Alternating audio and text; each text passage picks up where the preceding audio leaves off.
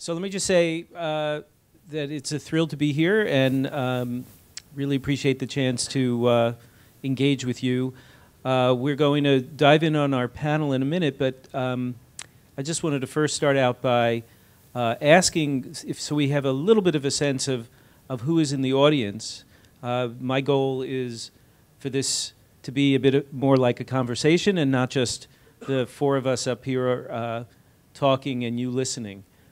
So it would help us actually to know a tiny bit just generally about who is here. So first of all, raise your hand if you are from outside Poland. Okay, so it's about half and half. The next question is, how many of you work, would say you work for a NGO?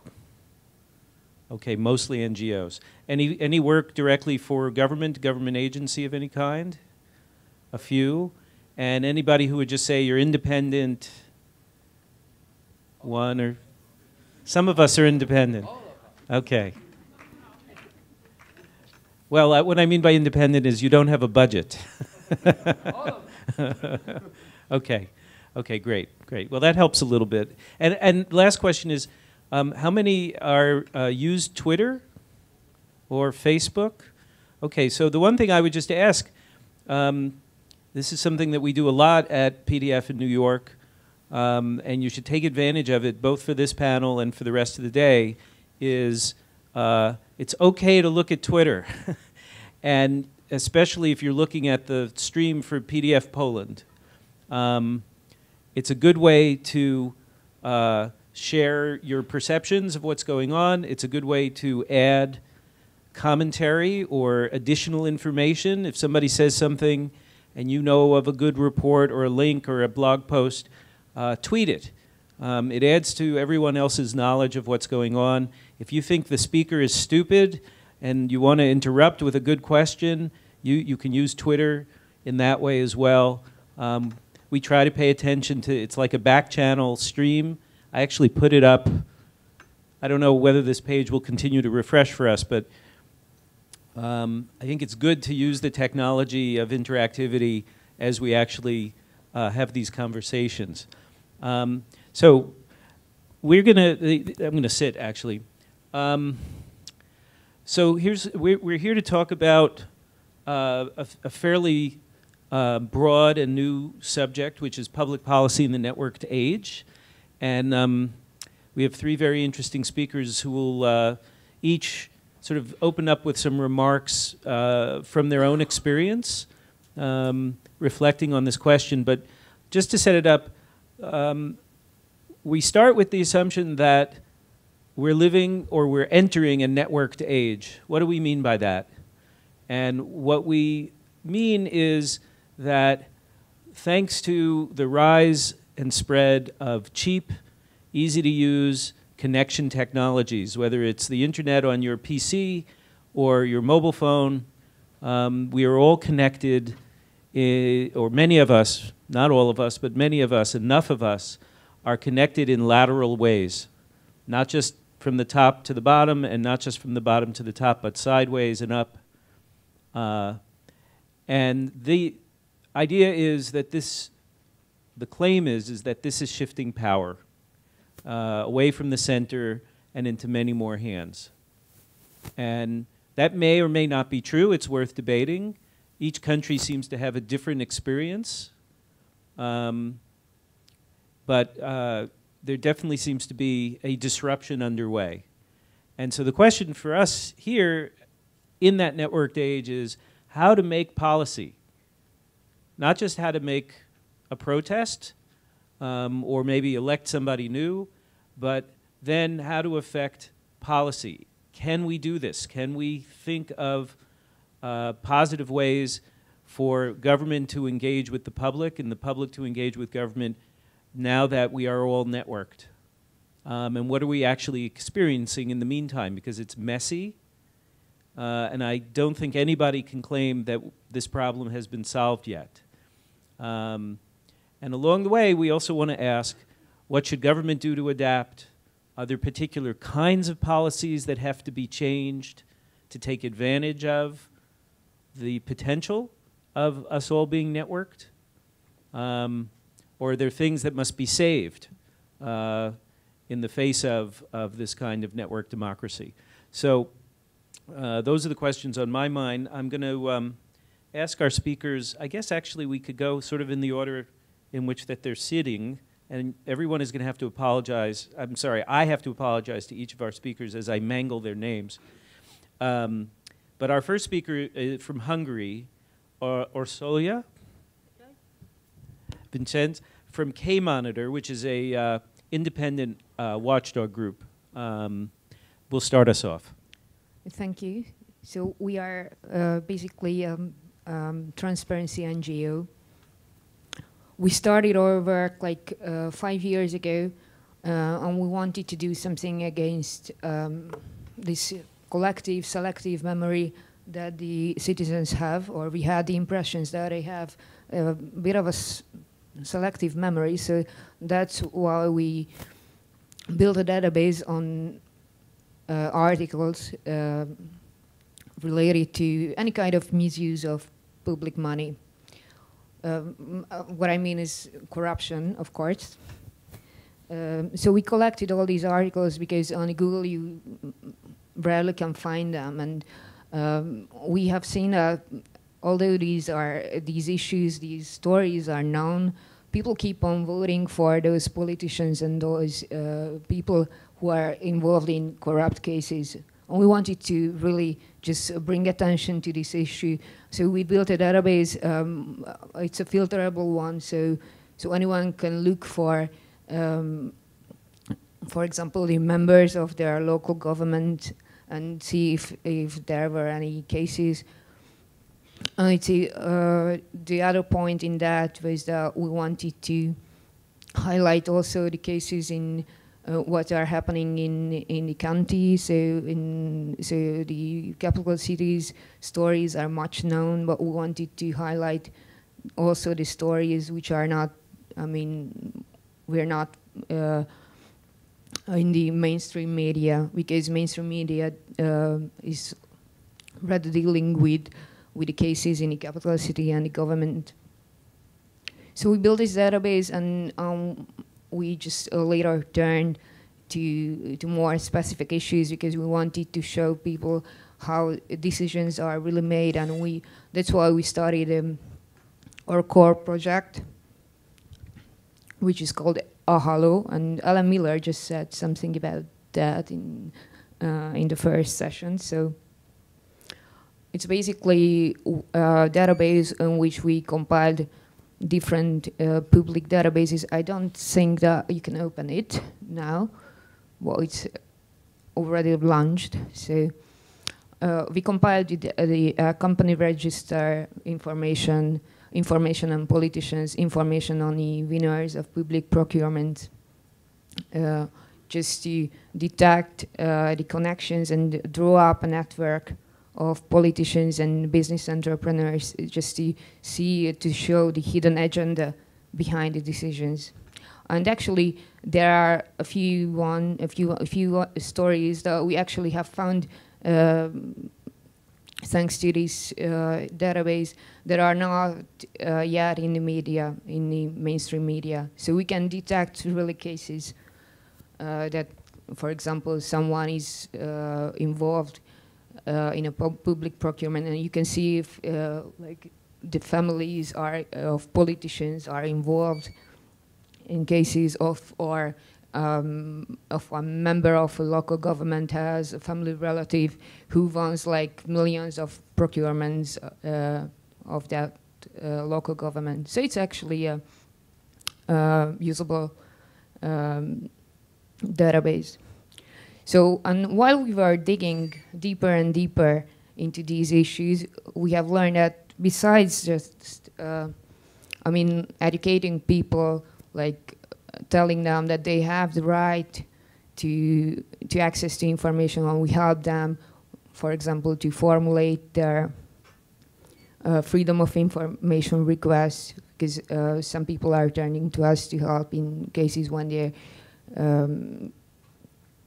are suspicious of corruption. So besides that, we realized that we have to educate the government as well, in some sense, because we think we have the impression that their assumption of the internet is somehow bizarre, and not that they don't embrace the idea of openness and transparency, but the way they think about it is not complete, at least.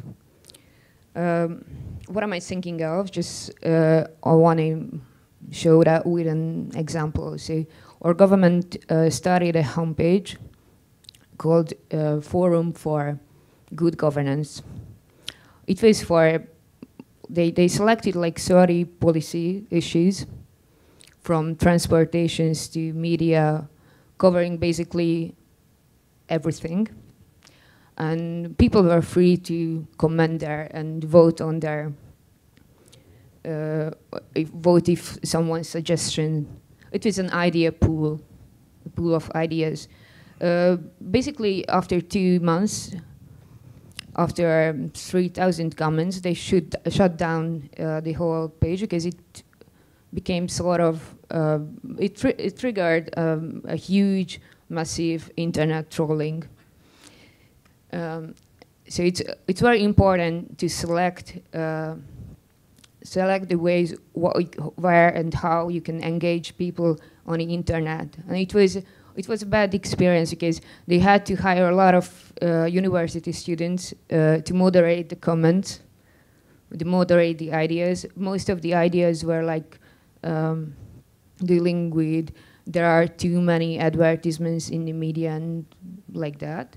And they wanted to embrace everything. And there was no feedback. The government just like thought about it as a form of polling and not engaging people, which is, I think, one of the most important points that you have to, when you are thinking of engagement, it means that you have to do, you have to plan it, you have to select the issues carefully, and you have to give a feedback, which is missing in this case. And there is also some positive, I will finish like in a moment, but there are some positive steps also, and I'm talking of the open government partnerships, like 4 or 5 civil society NGOs just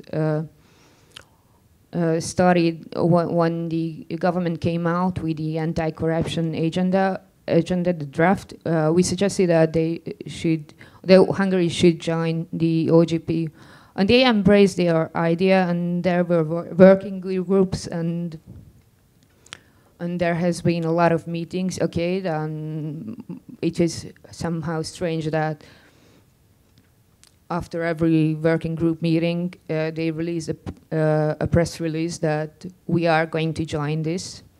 And it's an ongoing issue since a year, and we still don't have an action plan, which is like, and it has been watered down in the process. What we still think that it's a good thing that we could engage in this process. So that's for start. And great, thank you for those opening remarks. Our next speaker, Jaroslav Lipschitz, excuse me, is the president of the Modern Poland Foundation. And give us your perspective on this question. Okay, hello everybody. The Modern Poland Foundation is a small non-profit organization based in Warsaw, Poland, and basically we are the free culture guys, and we work in 3 main areas. The first area is the access to culture. We develop an internet library, which is probably the most widely used internet library in Poland. We have just 2,000 books, but it's just so are the books. We cover probably close to 20 to 30% of the book market, and basically we made all those most important literature, public domain books available for free for everyone. and we develop technology which is pretty much advanced. We develop our software in-house, and we build. Now we are working on building new digitization solutions and for other areas, not only for libraries. Then the second area we concentrate on is media and information literacy. We believe that only people who can use their devices, who understand how communicating over the media works, and can really participate in culture. So, we started a big systematic project, and this is something we hope to achieve in the next couple of years, to have a media literacy a part of the national curriculum. We are not at this point yet, but we are working hard on that, and we are preparing educational materials. We prepare reports and so on and so on and so on. And then the third area we really concentrate on is the copyright, because copyright is the single biggest obstacle to participate in culture. We believe that people not only need to have devices and to know how to use them, but also that they should participate in culture legally. And sadly, on the media, everything is publication, and publication is against the copyright. So we aim at educating people on their rights and on changing the discourse of the copyright. And we are working on the legal changes. So those are the three areas. But I don't want to get deeper in. I could talk on hours on what we do, but I think I will to get into the discussion on the policy. I will tell you a true story, and to make it entertaining, it will be a story about how stupid I am. So. You probably heard the ACTA affair, right? You know what ACTA is. Okay, so you probably heard that Poland was kind of leading the protests against ACTA in Europe, and I'm happy to say that I was part of the anti-ACTA movement since 2010. In January 2012, it seemed in the beginning that we are losing, and that Poland will not only sign ACTA, but will also support ACTA in the European Parliament. It turned completely other way, and so the story is that we've been demanding documents from the government. We knew some document existed, and I wrote a letter to the government to release this document to the public. It was the stupidest thing I ever wrote. What I wrote was that there is an informational asymmetry, that the government knows what's inside in this document, and we do not know. We, the general public. And that also means that there is informational asymmetry, because in networked society, the people who know more always win. And that was the stupidest thing I ever wrote, because the truth was quite opposite. Of course, it was general public who knew more, because we, the general public, have read all the documents, and the government people read only documents which are addressed to them, which is just a small part of all the documents in the existence. That also meant that whenever we appeared for a discussion or talking to the press and so on and so on, we were the people to know much more. And I think this is exactly the reason why we won, because there was an informational asymmetry. And we've been much better communicated with each other. We communicated on a basis of minutes, not days. The government works like on a weekly schedule. They send letters to each other. They don't know what's happening in a real time. We know what's happening in real time, and we are much more reactive. This is why we won. And there was an excellent analysis, and actually it was really entertaining piece written on some blog. How it happened that we won anti-ACTA movement, why we won in the crucial first 4 days. Because it was January, it was very cold, it was middle of the winter holidays. So basically, all the high school students and university students were sitting at home with nothing to do, and it was very cold outside. So basically, they had nothing else to do than, well, see it in the internet. And the news that Poland decided to sign ACTA broke out on Thursday. On Friday, discussions started. On Saturday, the people started organizing. And on Sunday, people spent like hours thinking, getting information, discussing things, making an opinion. On Monday, everyone in Poland knew that ACTA is bad. And you know what? The government doesn't work on weekends. So when Prime Minister got to the office on Monday, he already lost. He just didn't know it on Monday. But he already lost because people made their choice. And because they don't work on weekends, they didn't participate in this discussion. And when people make their choice, when they decide what their opinion is, it's really difficult to tell people that they are wrong, especially if it's like 20 million people, right? So the Prime Minister get into the office on the Monday morning, and he got his report. His report was from Wednesday or Thursday. It was already not very actual, and he decided to go forward with ACTA. And that of course outraged people, and it started the spiral of protests and so on and so on and so on. And you know the rest of the story. So I think this is a really good example on how the policy making works in a networked society. That the dynamics of the politics changed. And governments still didn't adapt it to these new dynamics. And this is why I'm quite optimistic on what the civic society can do. And of course, it will work only for some time. On the end, the governments will adapt, and then we will need to be creative once again. But for now, I'm very optimistic. So that's for the beginning. Fantastic. That's actually a great example of the dynamic at work.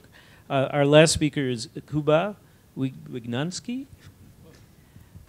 who has his decades of activism in Polish small d democratic politics, and he's the president of the Unit for Social Innovation and Research at Shipyard. So Kuba, what do you think of all this? Well, I have a choice whether I'm trying to say how prominent I am and how many applications, how well we were in attacking government, etc. But and I have enough ammunition probably to also say some stories about the thing, but I want to, because probably a lot of those people here are very much convinced and about it. I would take a big risk of trying to be almost on the other side. And I understand to make it less kind of more funny. So first of all, not making it too philosophical, but yes, I think, nominate myself as being someone very much involved in the civil society the last 20, 25 years. But my understanding is that we are still trapped in the kind of in my opinion, kind of already dangerous concept that the state and the civil society are the kind of a zero-sum game. So basically, if we are stronger, they are weaker. If we are weaker, they are stronger, etc. The kind of, in the end of the day, at least as a diagnosis for Poland, we have a kind of a strange balance on the very low level of very weak civil society and of, in fact, very weak government. It doesn't bring any satisfaction to me. I'm probably, I don't know how many people can say here, I'm not so much, in a sense, how to say, satisfied with the embarrassed government, weak government, impotent government. I mean, I'm very much about a muscular, predictable government, not stepping beyond a certain borders, but basically predictable, not being opportunistic, not being driven by media, by the crowd, physical crowd or the internet crowd, etc. So it's a very kind of a clear statement that I understand that it should be a kind of a balance of power, but at least in that moment in Poland it's on a very low level in a sense. Obviously we have enough anecdotes which either prove their mistakes or our mistakes, but it's, I think, not about this. So starting with this, I think, especially if we call that thing Personal Democracy Forum, I would, it's obviously a bigger question. What is, what those words means in this kind of a new governance model. And I can, and people who knows me know I can talk forever about, new nature of governance, from the vote to voice, from hierarchy to networks, from aggregative to deliberative, from Weberian to web-based. I mean, I can lecture on that. But the truth is that also we should say, and I will be provocative, that we came to the point where basically, thanks to the technology, we are on the edge of something which for some people might be perceived as the fulfillment of dream, of direct, instant, every moment democracy of every single citizens. Technically without the telephones, we can approach any kind of a ATM machine and basically vote on everything. But democracy, in that sense, is democracy which is direct and personal. But obviously, there is a big question, how about other traditional models? And I'm not trying to say, I would be very careful to say that those other models should be, in a sense, neglected, forgotten, treated as outdated. Personal also means egoistic, if you like, narrow-minding, manipulated. I'm very much, in a sense, I'm trying to say that there are some benefits of a personal democracy, but also limits. If you have a traditional kind of a reservation to those kind of things from, I don't know, from Plato to Schumpeter, that basically is a big problem with the single most important word, which is democracy. And this untranslatable kind of because it's always ambivalence how you translate the demos. And obviously, kind of a Greek Republican approach to democracy that we have concerned citizens, educated concerned citizens which will use the common space to generate common knowledge, common goods, understanding of each other, empathy, deliberation. But you also have the other very often kind of a situation with democracy basically mob. It's mob, and that mob is easily translated and easily transferred to internet, by different, I don't want to go into details because probably it will very soon appear that what you think is a success, like e-picketing, spamming, those kind of things are success for you. It's not success for me in a sense, because I believe in democracy which has a deliberative kind of a momentum, which is based on fact, which is based on a kind of thinking, rationality, which is basically about the politics. And I see government who is basically very often, for opportunistic reason, like you mentioned, the prime minister. It's not the technical analysis whether we need ACTA or not, but basically turning its nose to the place where it's basically not burning so much. So it's pure opportunism. Afterwards, there might be a lot of kind of rationality behind it. But the government reacting not to the arguments, being honest, arguing to the fact that the bunch of young people basically can ignite a crowd with their telephones. And you don't know how to basically work even, talk to those people. They understand that the energy is real. The whole question, what is the kind of a really subject of that, is much more complicated. So I'm trying to say that we have to master in a sense, ourselves, not to be basically amused by our toys, because it's much more complicated. And you have to provide more than, access to data even, or possible to push something, to vote for something, because, in the nation of cannibals, cannibalism will be legal, because that's how they will vote. Democracy will be never better than, participants. So it's always go back to the question of rationality, education, how to say, pronensis. I don't know, that it is a Greek word for which is the main qualification for politics, which basically kind of a rational thinking.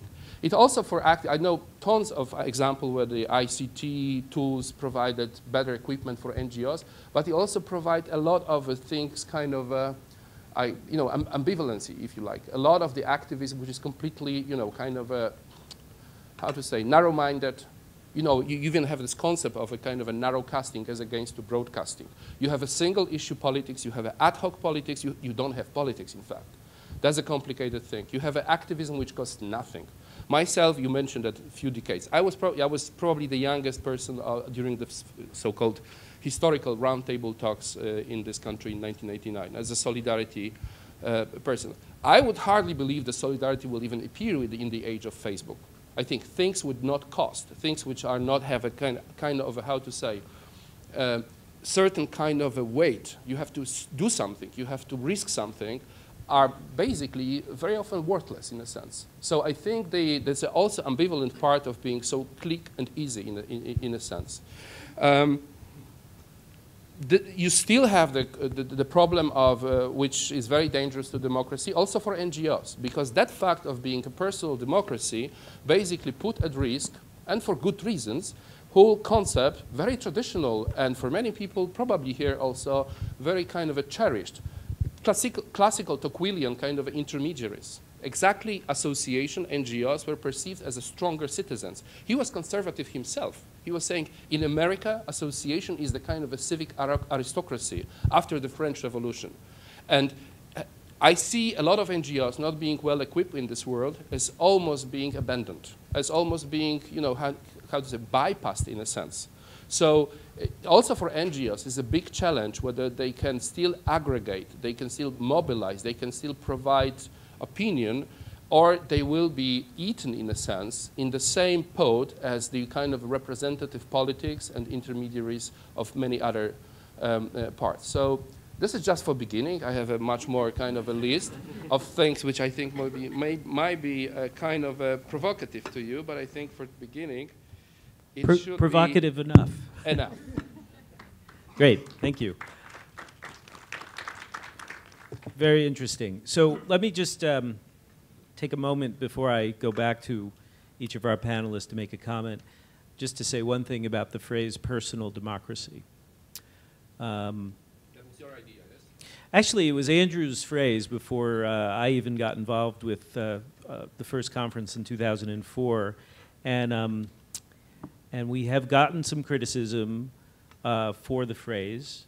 And so let me try and define it in a way that's a little more defensible, because it's easy to misunderstand. And the first thing is simply the notion that the power to have voice in an age of television and other broadcast media is held only by the people with money and capital or fame. So that most people have very little voice in societies in the 20th century unless they figure out how to get very organized, which is very hard to do, or they have money, which is a way to buy voice, or they know the producer of a TV show that puts them on. But it's a very, very narrow channel for the ordinary person to have voice. In fact, they have no voice. And then along comes the web, which is a read-write medium.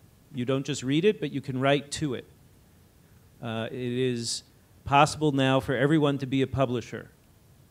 And not only that, we can publish, and we're networked. We do not have to wait for the recognition of big media to be noticed. Because if you publish something that is compelling to a large enough group of people, they will spread it. Right? So we have a network, a small N network, not just the big TV networks. And so the idea of personal is simply that the power to have voice is spreading to more people. That's a fact. It's not whether or not it's a good thing or a bad thing. It's just what this cheap communication technology enables. And then why tie it to democracy? Well, that's the idealistic part of PDF, which is this notion that as this communications change takes place, that we have the potential to achieve this goal of a democracy where everyone has the ability to participate in the decisions that affect their lives. I think we would all agree that that's a good goal, and that we don't have it. Now, what form that participation takes, I agree with you, by the way. I think we need intermediaries. I think we need literacy.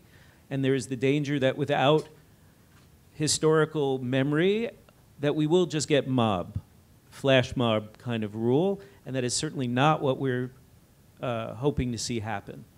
And the last thing is just to say that purely from a attention-getting standpoint, the phrase personal democracy makes you at least stop and ask, huh, what's that? Maybe I should be interested in it. So it was a bit of just a way to grab attention. We once had the speaker, Douglas Rushkoff, come to PDF, and from the stage he said to us, there is no such thing as personal democracy. Democracy is only something that happens in a collective way. An individual can't have a democracy, and he was right. That's the, if you hear it that way, it really should be participatory democracy forum, because that really is what we're talking about, is the ability to participate, and then what happens when masses of people have the ability? What do we do with that power? Are we using it as effectively as we can? And so that's the question to put back to each of you is, sure, there are dangers. We can lose our rights. We can probably even vote to have our rights taken away from us if we're stupid. But that doesn't have to happen. So the question to put back to you all is, in the context of the experience that you're having, the engagement with government. The government is beginning. I mean, you know, in Hungary it sounds like it was very cynical. The experience you had with this portal where they briefly took comments and then they shut it down. Poland, it's a much more mixed experience now. I'm beginning to understand even from this morning. So maybe the question to ask you each to address is, what would a good kind of engagement between the internet public, all these people, the kids on Facebook and their parents, you know, people just using their ability to comment or tweet or whatever, and the government being this very closed institution that's beginning to be hit with different kinds of interventions. What would be a better way for this to work? Can you think of one? I'll let you each take that, and then we're going to let the audience chime in with their questions. I think that what we experience is the lack of receptivity to this idea, but the method they choose is simply wrong. That besides this this really cynical program, like what I've mentioned to you, it's maybe some of you are aware that currently in Hungary the situation is not that decisions are subsidiarized, or well, more of them are getting more and more centralized. So we are having basically a prime minister-centered political decision making, which makes for us also for us NGOs the situation a bit more difficult, because the agents who we are in connection with the government are lower level public officials who are actually receptive, and they seem to understand what we say, but in the more important questions we cannot go to higher levels. So for a better engagement, I would really suggest for our government. I think that none of you are from there, but it would be like highly important that that they should how would I say, like not just educate and have this have the NGOs. We're letting them work for the public and be have a mediatory role. What we but what we are missing really is that I'm sorry is that they just don't get the online and the internet phenomenon at all. So if they are not, if they are like, if they think that openness only means that they can put on the internet documents on PDF forms, then we'll never get anywhere. So it's not the regulatory things that we are missing. We are missing the concept of all. I think that they don't get the point of the whole thing. That the aim of the transparency is indeed the openness and the engagement and the participation of people. Well, it's not participation if they are just fishing data or polling or using the online channels only for PR or communication reasons. So just if they moderate all the comments which are not praising them, that's basically a shame. So there is a saying that democracy is a tool not for choosing the best solution, but a tool for avoiding the worst solutions. And I think the networked activism is helping democracy doing just that. Because we do know already how to network and how to be active in a public discussion. We are most of the time able to stop the worst ideas from being implemented.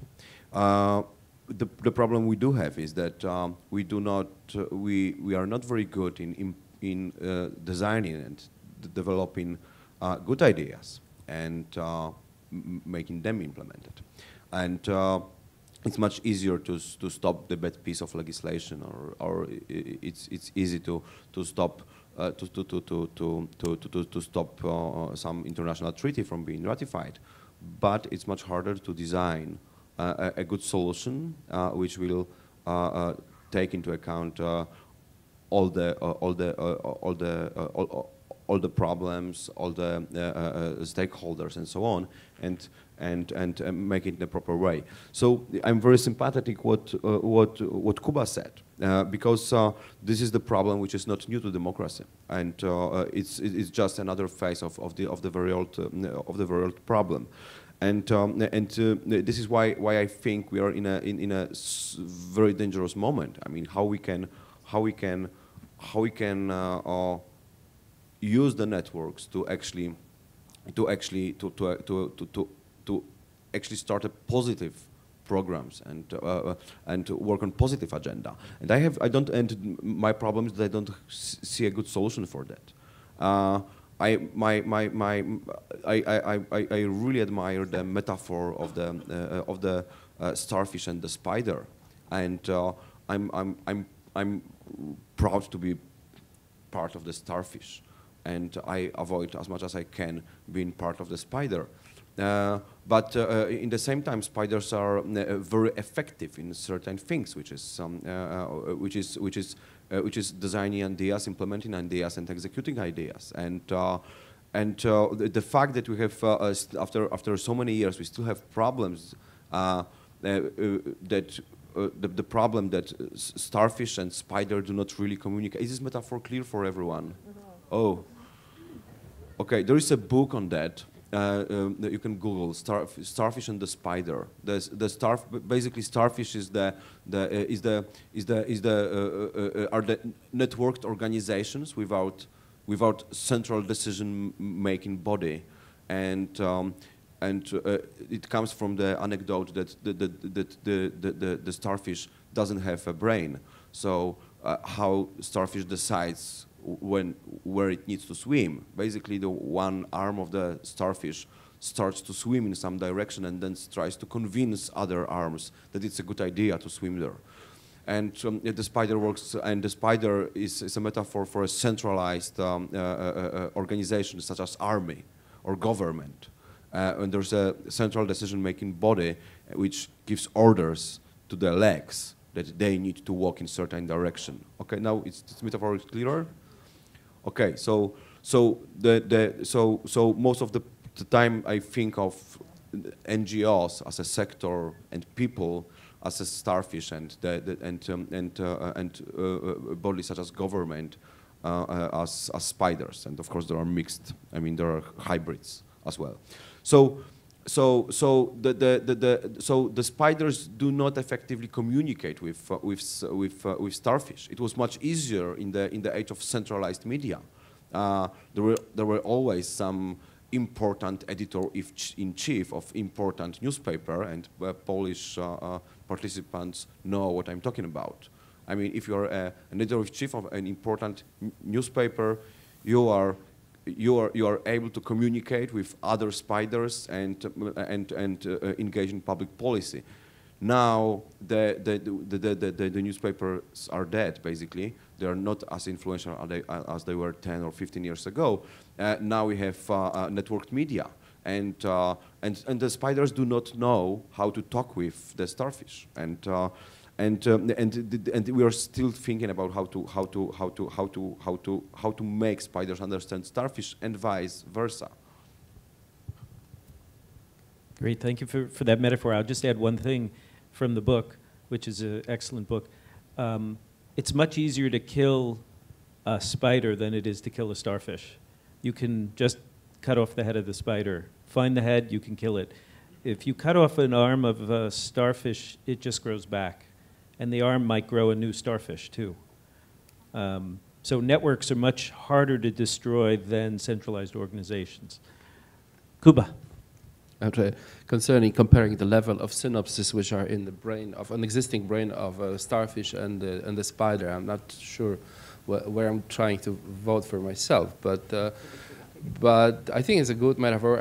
I spent like 20 years in the research in the nonprofit sector. It's very interesting beyond that metaphor, a concept of, as you know, egocentric organization and network-centric organization. It was slightly forgotten because now everything is kind of a buzzwords, but that was a quite serious concept of how to build a network-centric organization. It might be interesting.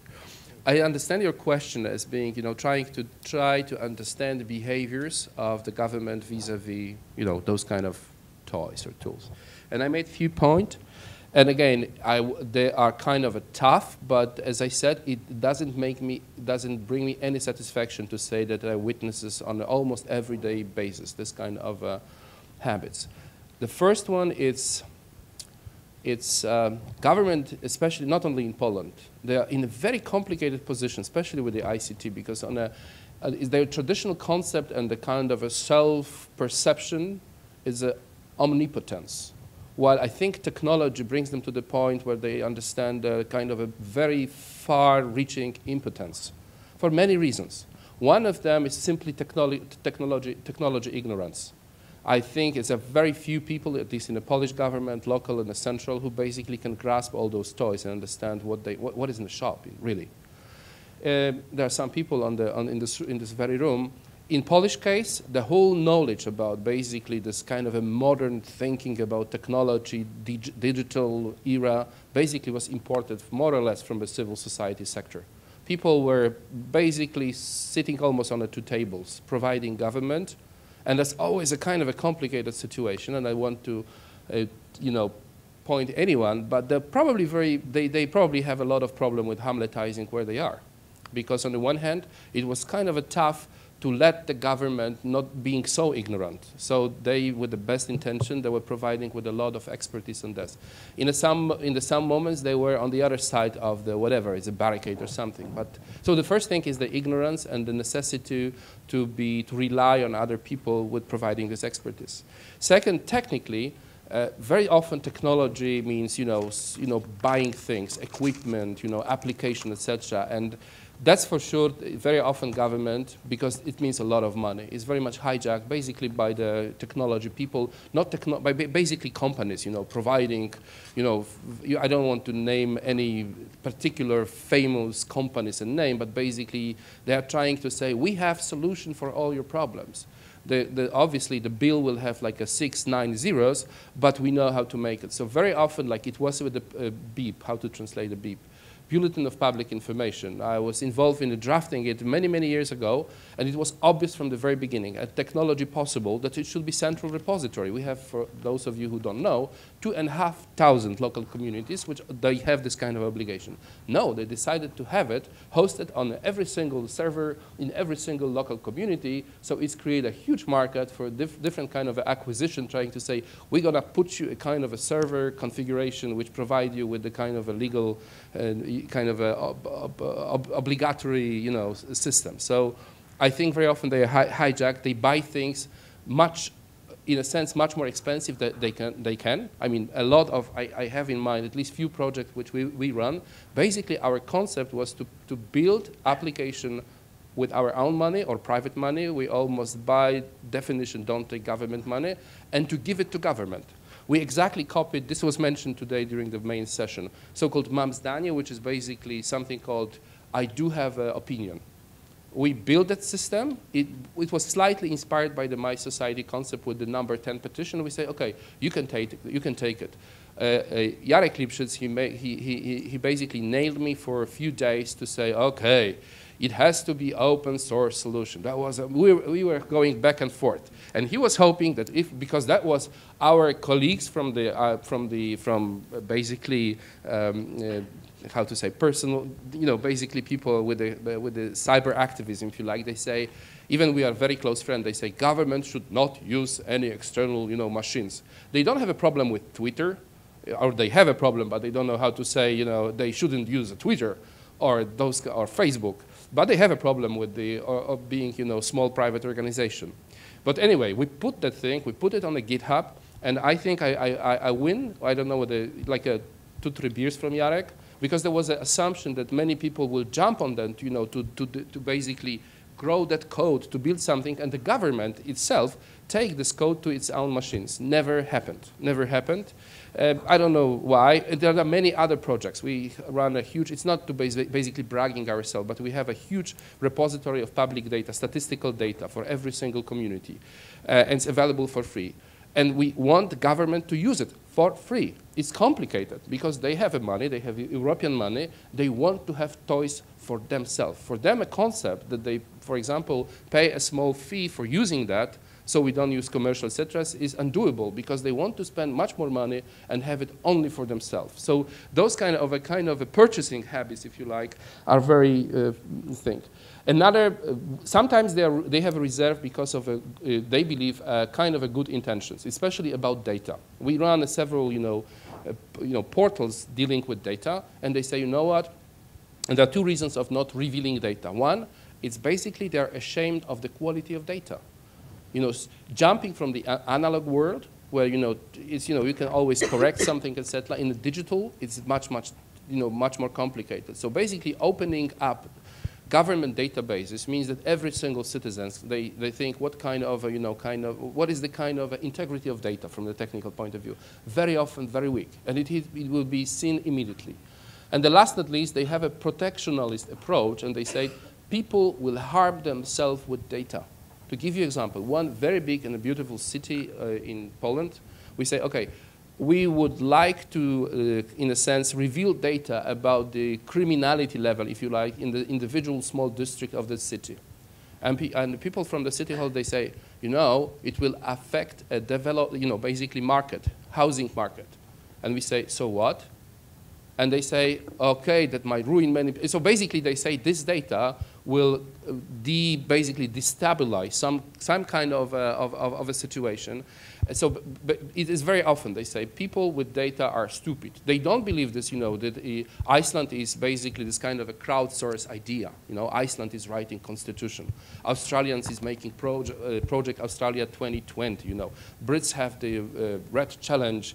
Obama have a Save Award. So basically, on the other side, you don't have a vandals. You have a people concerned. The whole concept of a peer-to patent, wiki government everything is based on a situation where people are concerned, and on the free will, they will provide valuable information and their input.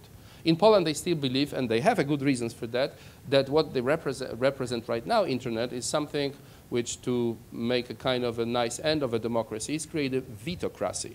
So basically, for them, the main, even in the consultation process, what for government means good consultation, there was kind of a nihil obstat, if you like. There is, okay, we okay with this. Like for us, the consultation is an active involvement in trying actually to gain opinion, not to let it go, if you like. So there's a big difference. But anyway, I think they're learning, there was your point, how to make it possible. And again, it's not about only our project. We have one project, and it's symbolic. We have something like a Polish version of Fix My Street. It's called Naprawmy to PL. And the reason we wrote our code from scratches. We basically carefully studied Fix My Street, Ushahidi, many other things. We decided to do it our own way. We believe it's a good choice, but it's not about the technology, it's about the name. We call it not a Fix My Street. In the free translation, we call it Let's Fix It. So our idea is that it's not enough to say, to pinpoint a government to say there is a hole in the road and you should do something about it. Our belief, at least a theory right now, is that we sooner or later will try to, in a sense, turn it mechanism so people will basically mobilize around the certain issues and the small problems to say, the best thing to solve the problem is to do it yourself and not expect to be on a very long list of government while they want to, fix that hole. Great point. I'm sure if Tom Steinberg was here to defend Fix My Street, he probably would say that Britain, you have a much stronger state tradition of social service provision as opposed to places where people are more on their own. Well, let's, we have a little bit less than a half an hour to go, and I really do want to make this more participatory. I don't know if the lights, if there's a way to raise the lights a little so we can actually see the audience and the audience is not sitting in the dark. But if you have a question or a comment, please not a speech, but something that you want to bring to the conversation or address to any of our speakers, raise your hand and hopefully they'll turn the lights up. But anybody want to jump in with a question or a comment? Yeah, they're right in front. Here, I'm going to bring you the mic. Hi, Helen Derbyshire from Access Info Europe. I've got a question about how much we are really changing, and I think that it's partly been said, but I just wanted to see if we could explore it a tiny bit further. And it came up on the Twitter feed just now as well. It's much easier to defeat a bad law than to write a good one. But the question is how much we're really changing about political processes and the way that politics work. And looking at the ACTA example, which is a very interesting and impressive example of defeating a bad law, and yet it doesn't seem to me to have any impact on the way in which the European Union works, on the way in which decisions are taken behind closed doors. And this is the point about the Fix My Streets in different contexts. Fix My Street works in the UK. In Spain, where I'm based, one of the local governments launched their own Fix My Street, and no one used it. So the relationship between the public and the government as well. So over the course of even before technology, before we had online technology to interact with government and to give us a voice, there were other ways of trying to express a voice. Has political processes themselves changed as much as we have? Okay, great comment. But just quickly before panel takes the next 15 minutes answering one question, which can sometimes happen, Anyone else with a quick comment they want to make? Up there, yeah.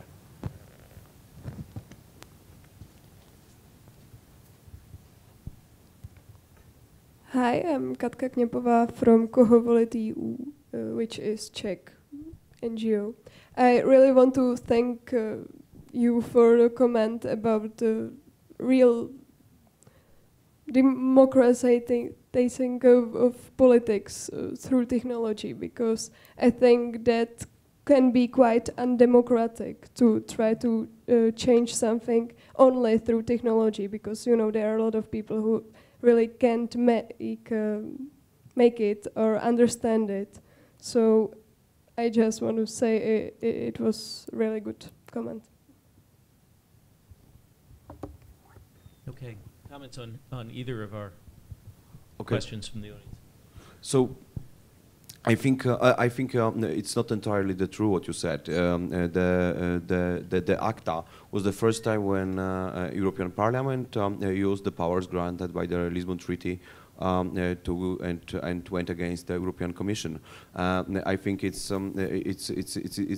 important that there is a process of democratization of the European Union which lacked the democratic tools in 2 out of the 3 most important bodies of its institutions. So I think we can expect the European Parliament to actually take an active role in shaping the future of the copyright because of the ACTA.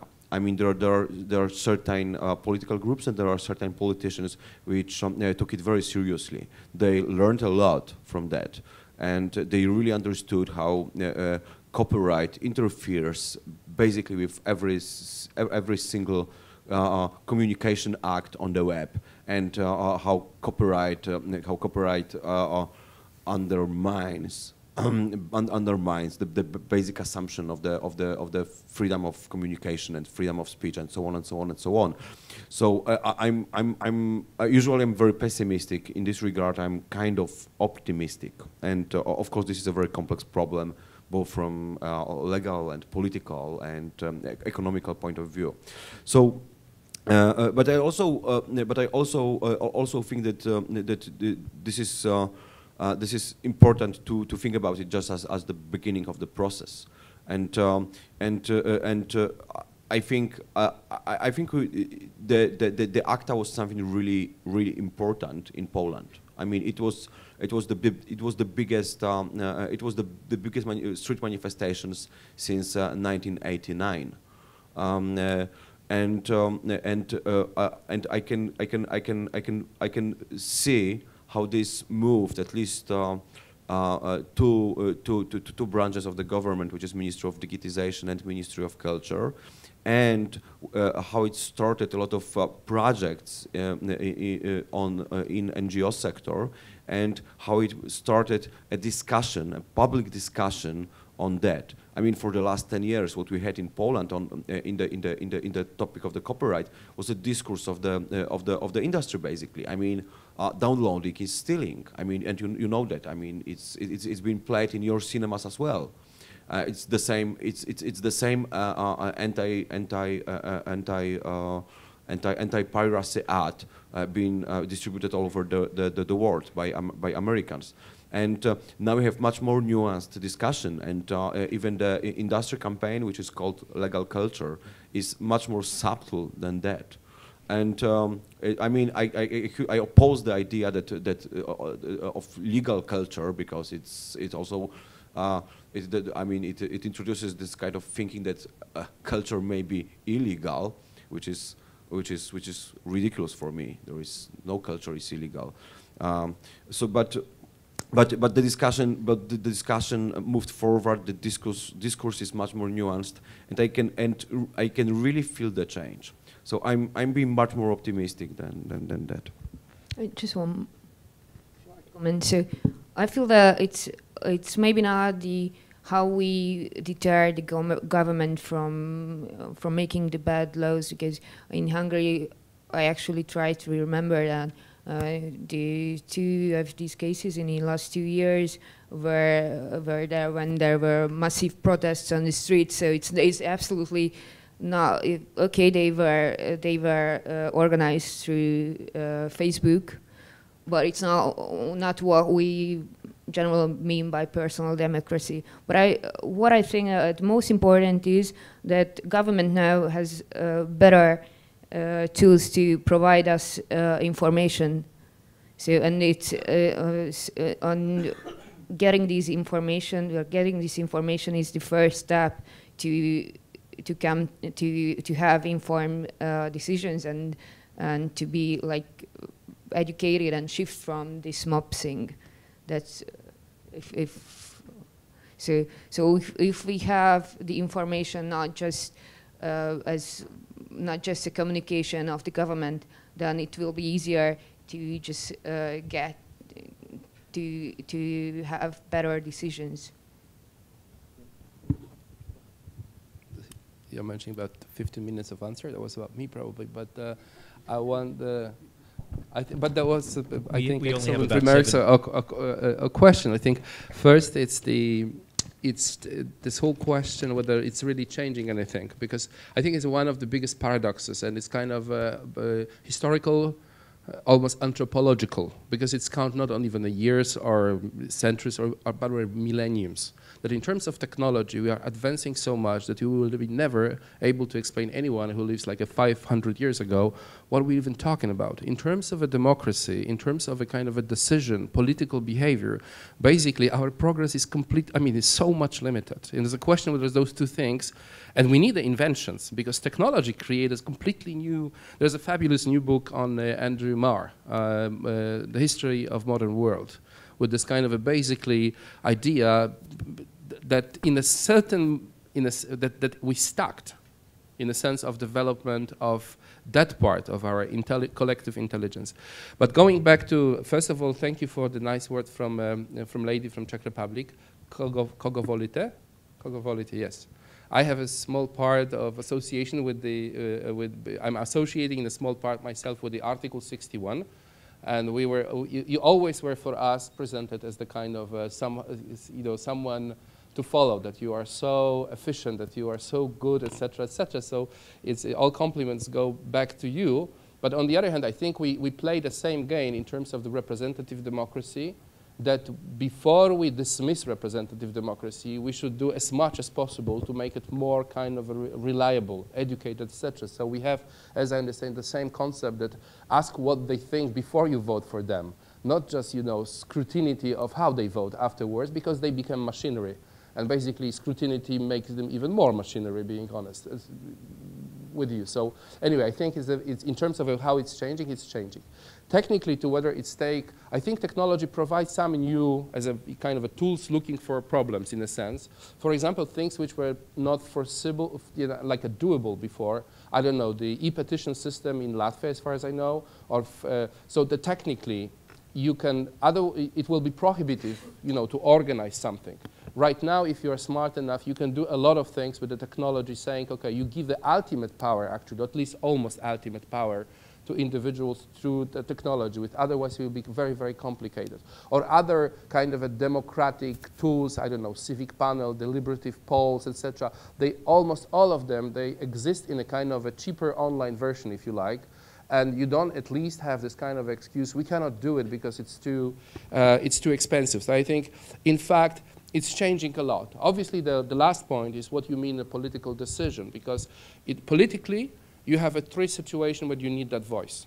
First, as we describe very often, is a veto voice. Second, is that you're looking for preferences, so like government, and I think government, especially because majority of modern problems right now are in a completely new logic of what is a problem. It's so-called wicked problems. So they are not basically solvable in a traditional model, either charismatic leadership or expertise. They are by itself very complex, and you need other parts. So basically, process is the answer. There is no kind of ultimate good answer. Process is the answer. So especially if you have these veto preferences, there's a new kind of a phenomenon, government looking for ideas. So it's kind of this kind of a crowdsourcing mechanism, I think, is a part of a decision-making process. Also, it's not a kind of an ultimate in the sense. But even for the government to understand that you have this three kind of position, if you say vis-a-vis public with different things, I think is a very important, and it's possible right now, mainly through the technology. So yeah, I think it's slowly changing, but we pass something. There's a famous saying for the new ideas, there are three elements. First, they are always ridiculed. Then they perceived as something you should oppose. And then they are taken for granted as obvious. And I think what's really changing here, also in the government people, is that with a very short period of time, thanks to people like Jarek, many other people, things which few years ago will be thinking like, why are you asking? It's why? And give me the title, give me the permission. I think even government, even if it's opportunistic, they say, okay, the gravity, it's already on that side. So they know those guys will win in a sense. So now it's, I think, more and more people, it's obvious that you should use it. They don't know how. We don't know either, I guess. Neither. Well, we only have about 5 minutes left. So is it a quick question? It's a comment. A quick comment. Hi, Maciej Kurian from TI Slovakia. Two quick comments. I think part of the discussion is moot because there is no standards. There is no definition how to measure democracy. If you go back to political theories and you read Pitkin and concept of representation, you can see that the discussions they have been having in 1970s, these are the same discussions we're having. So what does it mean to be a personal democracy? What does democracy mean? If you elect somebody, do you create a link, or do you just believe he's a person who will be able to take decisions for you? And these are all old questions, and no matter how much technology you'll be having, you won't be getting to an answer unless you have one set of standards. So that's why the discussion will be moot. And even if you have that answer, you can discuss whether the different models have their merits. And that's another set of discussions we could be having. I think one change we're seeing is that due to the decrease in transaction costs of obtaining information, we see a sort of disconnect. People are more educated about what government can and cannot do, and they see how governments don't actually have the capacity to fix things. There is no make everything okay button, and people, despite seeing that, want governments to have this button. They put inputs for the government fix this, but even despite seeing that the government system is broken, they can't accept that the government does not have the capacity to deliver everything. So I think this is something technology is doing. People are seeing how the loops and how the system is not performing, but they are still not willing to accept that that's the state of the affairs. And the government will be, because it's made of people, every time broken and can't be perfect. I think we accept that it can't be perfect. Very quick closing statements. Any from each of our panelists, if you want to make a last comment. Kuba, you get to go first this time. This time, yes, because that's what I'm trying to say. This kind of a concept of a nature of democracy is basically ancient one. And even if you to make a nice closing, the famous Pericles is making a famous speech why Sparta is so great. And he says Sparta, in Sparta, Athens, obviously, vis-a-vis Sparta. Athens are so great because there are so many citizens concerned with the things which are basically common, which are political. And he used the special words for those who are not involved. This word in Greek means idiots. And if you listen very, idiots is the same root of the word, which is idiomatic, idiosyncratic, etc., etc. Idiot basically means being separate, being concerned about only your thing. So my kind of belief and the kind of claim for all of us, it's be democratic, don't be an idiots.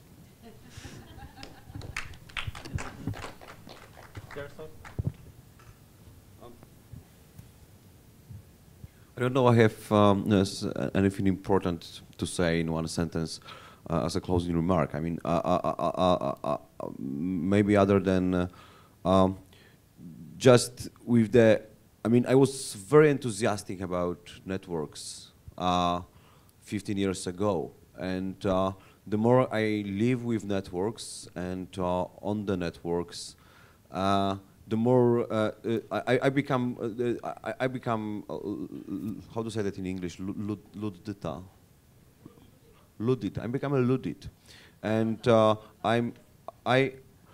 basically I wish at least in some parts of my life technology will go away at some point, and I think that's and I think that this is kind of really important. I mean, I'm afraid that we relied on technology too much, and we seem to forget that to forget how important meetings are, and how important how important handshakes are, and so this is probably, I would say, I would like to leave you to leave you with and to think about it. Great. So just a few sentences from me. I'll say that, like I have said, that it still remains really problematic that if we cannot engage people, if we NGOs cannot make our voices heard by the citizens for whom we want to step up, then we cannot really talk effectively in their names. Great. Well, all really, really wise food for thought from 3 great panelists. I really want to thank you all. Thank you for coming. We have a break now until 3:45.